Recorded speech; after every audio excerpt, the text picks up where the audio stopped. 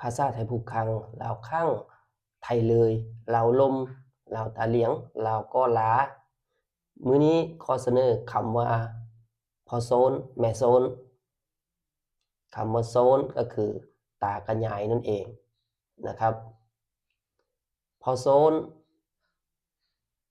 ก็คือโซนที่เป็นผู้ชายแม่โซนก็คือโซนที่เป็นผู้หญิงนะครับโซนน้อยโซนใหญ่นะครับ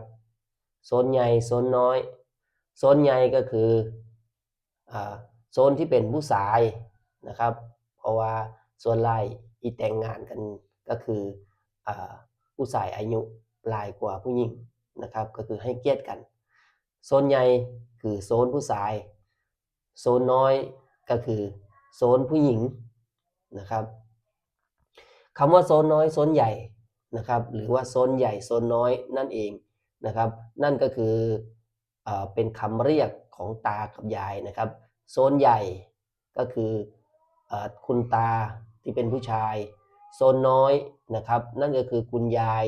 ที่เป็นผู้หญิงนะครับ